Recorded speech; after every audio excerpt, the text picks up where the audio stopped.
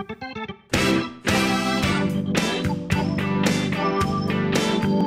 found out in October, middle of October, that we were awarded the first half of our grant.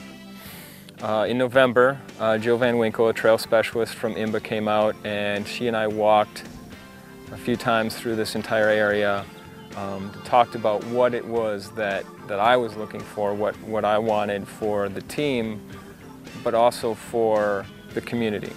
Most people, when they come out on a trail, they don't stop to think about how it got here, you know? So I always tell them that generally it's the trail fairy. I'm Stephen Mullins, and I work for IMBA, which is the International Mountain Biking Association. I'm one of their trail specialists, and we travel all over the world to build trails.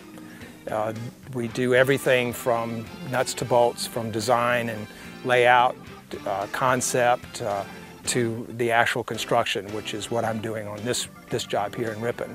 One of the things that was discussed early on with Rick was the user.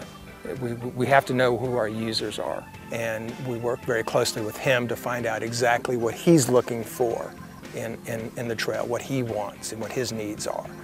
And through that, that's how the trail gets developed. So we walk the trail, and while we're walking, I may make some changes to the layout because of something that Rick saw or something that I saw that we thought we can incorporate into the trail, and so we'll do that. The next thing is to clear the tread, the pathway, and we usually do that with a blower. We'll come in with a backpack blower and blow all the leaves and the debris that's on our section of tread, if you will, away from the trail.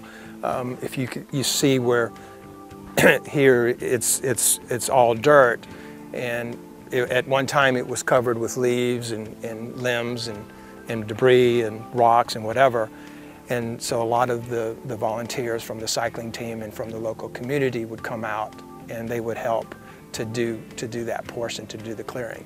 We had really 3 specific work days. The first one was back beginning of April, where it was just coming out, let's help get some of the trail corridor cleaned up, get some of the downed limbs and the downed trees and the invasive species kind of out of the way, so that when Stephen came, you know, that the corridor was clear at least. So we did that, and that was mostly students. One of the guys on the team, his parents came up and were here all day, and they kind of, to be honest with you, they kind of led the charge on that day, which was great. This is what we consider a hybrid project, where IMBA is serving as construction and advisors, and the local cycling team and the locals are assisting in doing what we call the pre-construction work, which is, like I told you, about clearing the trail off, and the finishing work, which is to basically cut the back slope.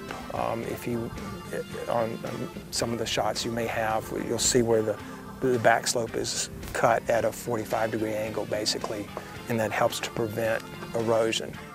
Although I consider this to be an art form, you know, there's a lot of science behind it, and the most important thing that is in our mind at all times, other than making this fun, you know, and a great experience, is water, is making sure that the water gets off the trail, because water is what ruins things.